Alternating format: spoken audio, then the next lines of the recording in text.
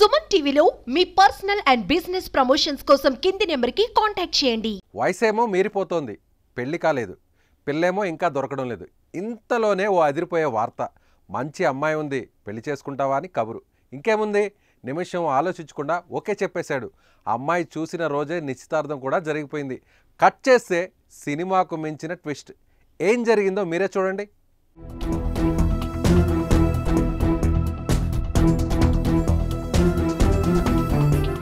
పెళ్ళి ప్రతి ఒక్కరి ఎమోషన్. జీవితంలో సరైన సమయంలో పెళ్లి చేసుకోవాలని అంతా భావిస్తారు. కానీ అలా జరగకపోతే పడే మనోవేదన మాత్రం అంతా ఇంత కాదు. కొందరు వివిధ రకాల కారణాలతో లేటు వయసులో పెళ్లికి సిద్ధమవుతారు. అలాంటి వారిలో ఒకరు కాకినాడకు చెందిన టి కృష్ణమోహన్. సరైన సమయంలో వివాహం చేసుకొని ఆయన లేటు వయసులో పెళ్లికి సిద్ధమయ్యాడు.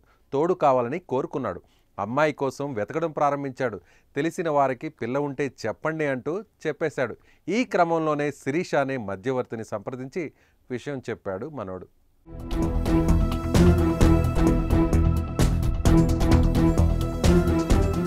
కొన్ని రోజులకు కృష్ణమోహన్కు శిరీష ఓ అందమైన అమ్మాయిని చూపించింది. రాజమండ్రి శివారు ప్రాంతంలో ఉన్న నామవరం గ్రామానికి తీసుకెళ్లి నీరజను పెళ్లి కుమార్తెగా చూపించింది. నీరజను చూసిన అతడు పెళ్లికి ఓకే చెప్పేశాడు. అమ్మాయి బాగా నచ్చడంతో కృష్ణమూర్తి పెళ్లికి సిద్ధమైపోయాడు. అయితే పెళ్లి కుమార్తె తరపున వారు కూడా ఇక ఏ మాత్రం ఆలోచించకుండా అదే రోజు నిశ్చితార్థం చేయడానికి సిద్ధమైపోయారు.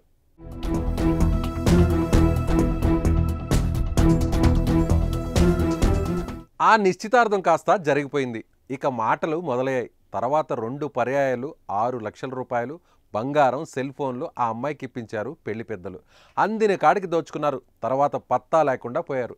వారి గురించి ఆరా తీసిన కృష్ణమోహన్కు నిర్ఘాంతపోయే విషయాలు తెలిసాయి. వారంతా కలిసి కృష్ణమోహన్ను బకరాన్ చేసినట్లు తెలిసింది.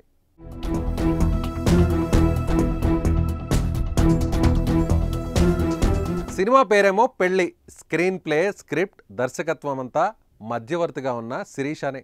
నీరజ ఇక హీరోయిన్గా వ్యవహరించింది. పెళ్లి పెద్దలు ఆర్టిస్టులు అయిపోయారు. నిర్మాత మాత్రం కృష్ణమోహన్. ఈ ఎపిసోడ్లో జరిగింది ఇదే. వారంతా మోసగాళ్లే. పెళ్లి కూతురుగా చూపెట్టిన నీరజకు అప్పటికే పెళ్ళై ఓ కుమార్తె కూడా ఉంది. వారంతా ఒకటే ట్రూప్. పెళ్లి కాని ప్రసాదులే వారి టార్గెట్. ఈ విషయం కృష్ణమోహన్కి తెలిసేసరికి నోట మాట రాలేదు. వెంటనే పోలీస్ స్టేషన్కి వెళ్ళి ఫిర్యాదు చేశాడు. ఘటనపై కేసు నమోదు చేసి పోలీసులు విచారణ చేస్తున్నారు. శిరీష అనే ఒక ఆవిడ ఇతను పరిచయం అయింది. గతంలో 2 పెళ్లి సంబంధాలు చూపించారు. ఆవిడ చూపిస్తే ఈయనకి నచ్చలా, ఆ సంబంధాలు నచ్చలేదు. నచ్చకపోతే మళ్ళీ ఇంకో సంబంధం తీసుకురావడం. సుమారు 2 నెలల అమ్మాయి నచ్చి అతను పెళ్లి చూపులకు వెళ్ళడం జరిగింది. ఆ పెళ్లి చూపులకు వెళ్తే అదే రోజున వాళ్ళందరూ కంగారుగా హర్రీగా ఇతనితో ఆ అమ్మాయిని ఇచ్చి నిశ్చితార్థం చేయటం. ఆ నిశ్చితార్థ సమయంలో ఇతనితో కొంత బంగారం, కొంత సెల్ ఫోన్ కొనిపించుకోవడం, అదేవిధంగా కొంత డబ్బులు తీసుకోవడం జరిగింది. ఆ తర్వాత ఆ అమ్మాయితో పెళ్లి చేస్తానని సుమారుగా ఒక 5.5 లక్షల దాకా 5.5-6 లక్షల దాకా డబ్బులు తీసుకోవడం జరిగింది.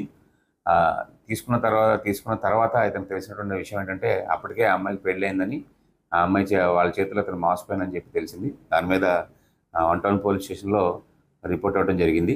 విచారణలో భాగంగా ఎవరైతే ఆడవాళ్ళు ఉన్నారో ఈ ఆడవాళ్ళందరూ వారి పాత్ర ఏంటి, వారి ఇదేంటి, ఎందుకు ఇతను మోసం చేశారని తేల్చాల్సి ఉంది. తదుపరి విషయాలు విచారణ అనంతరం తమకు తెలియపరుస్తాం. మ్యాట్రిమోనీ సైట్లు, డేటింగ్ యాప్ల్లో నకిలీ ఐడీలతో ఎంతోమంది పెళ్లి కాని ప్రసాదులను నిత్య పెళ్లి కూతుర్లు మోసం చేస్తున్న ఘటనలు ఒకవైపు ఆందోళన కలిగిస్తుంటే, మరోవైపు ఇలా అందరూ కలిసి సినిమా స్టోరీకి మించిపోయిన రీతిలో ఓ వ్యక్తిని మోసం చేయడం కాకినాడలో చర్చనీయాంశమైంది. దీనిపై మీరేమంటారో ఓ కామెంట్ చేయండి.